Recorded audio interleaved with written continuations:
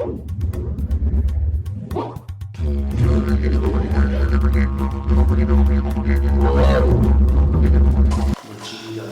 Edge.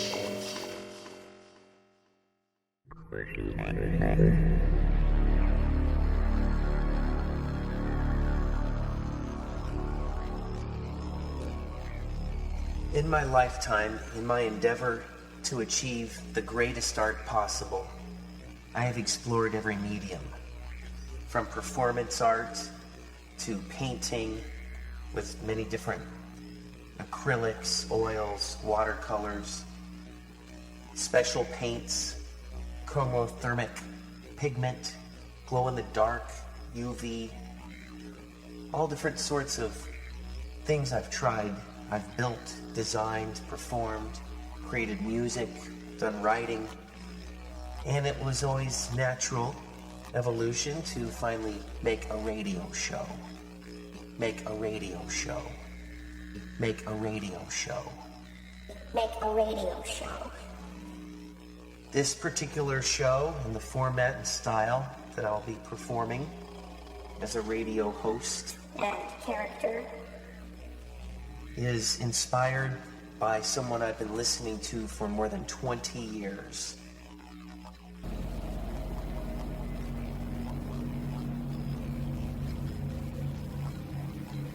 The trees are hung with women's braids, children's shoes, telescopes, and violins. There are reindeers in the windows of steaming Chinese laundries, and the odor of the elephants after the rain appears at your window with a cello. On the other side,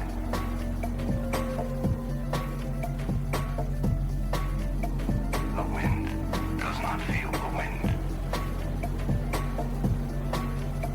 A path is a path, even at night. Each grain of sand is a coded message.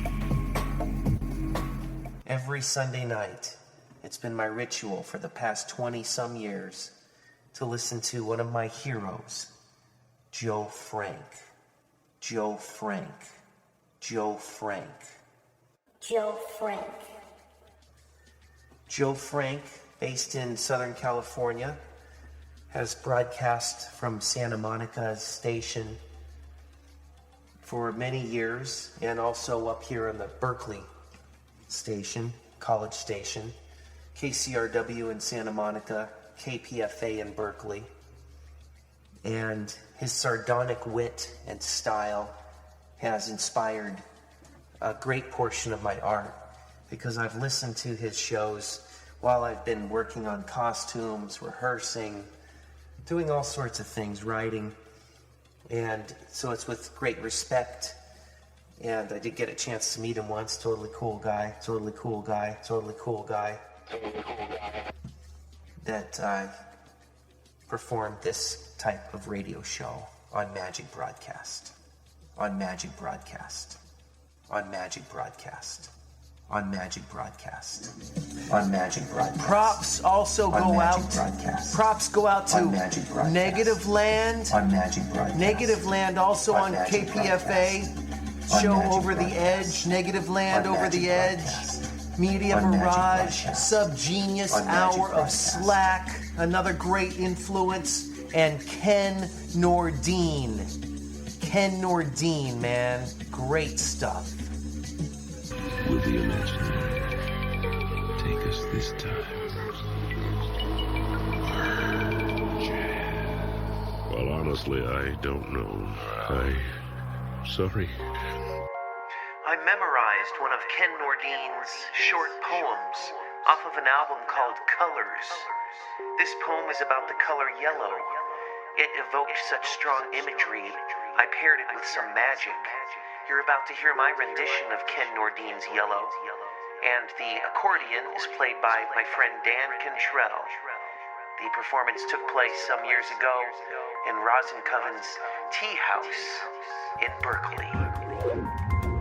Colors can change. Things appear appear and disappear right before our very eyes. Well, a long time ago, oh, even longer ago than that, back when light was deciding who would be in and who would be out of spectrum, yellow was in trouble, even then.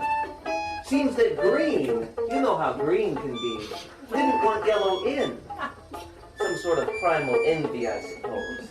And the effect was very bad on yellow, and caused yellow to weep yellow tears for thousands of eternals before there were years. Until blue took green aside for a little chat. And when she pointed out that if he and yellow were to get together, not that they would, but if they did, a gentle threat, they could make their own green. Oh, said Green with some new understanding and a sudden shift of hue.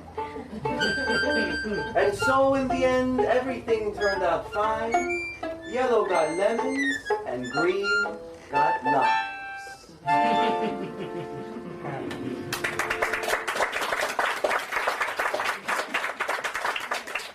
So how many of you feel more like you do now than you did a while ago?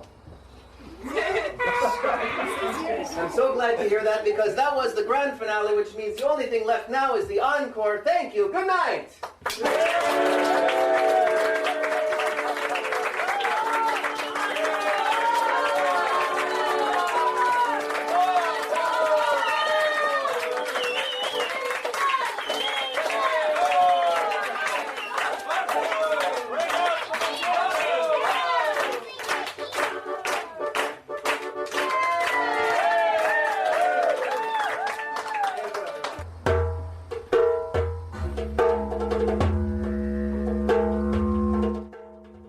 Absolutely biggest and greatest influence in the past 13 years has been my partner, Magic Jeannie.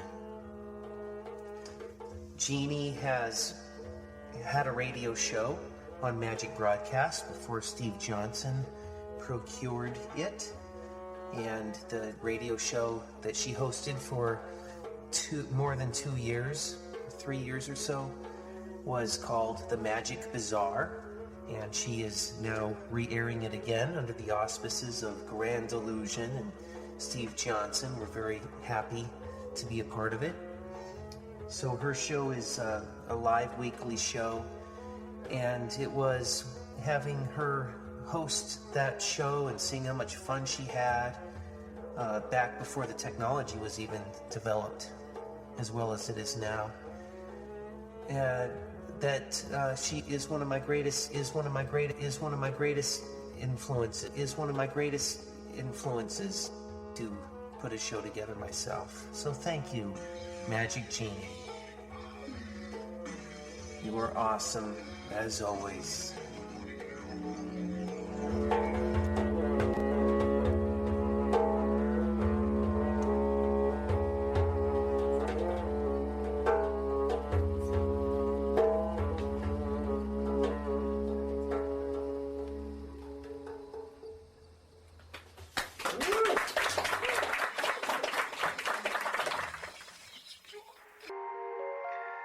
I was just a punk kid that didn't know any better. My friends and I would laugh at his shaky old hands as he attempted a double lift or a triple turnover, always telling a complicated story. Cards are people, he would always say. Nobody cares about magic, it's all about the story. Who makes the money in showbiz? It's actors and singers, not magicians. It's comedians.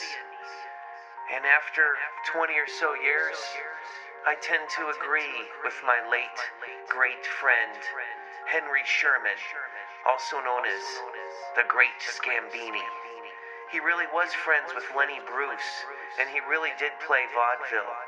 And I really miss him since he passed away a couple years ago. He was my pal, and I learned so much from the old man.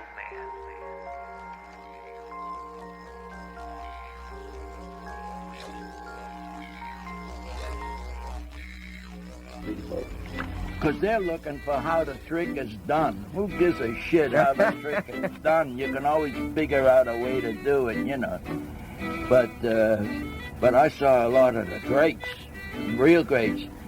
Harry Blackstone, the old man, said to me, "What's your name?" I said, "Henry Sherman." That's my real name, you know. He said, "Well, my real name is Henry Bouton. And us Henrys gotta stick together." That's perfect. There's a little kid. I look up at him and I say, "Yes, sir." "Yes, sir." This is Harry Blackstone told me this, you know. And I told Harry Blackstone Jr. about his father, about when I went to see his father. He laughed. He liked that, you know, that thing. But he was a great magician. He was really great. Everything was just beautiful. He did an hour show and maybe a little less than an hour in vaudeville houses. You know, Harry Blackstone, but all the stuff was sensational. Well, he had a full evening show too, didn't he? Yeah, that was the whole evening show, and he went an hour and a half, I think. Not much, maybe 2 hours. The very first big show I ever saw was Blackstone Jr., and he did a 2.5 hour show. Yeah, he did a lot of his father's effects. Right, yeah. The Spirit Handkerchief routine was a gasser. And the Garden of Flowers. Yeah, and the first over the head vanish that Tony Slidini did with ropes.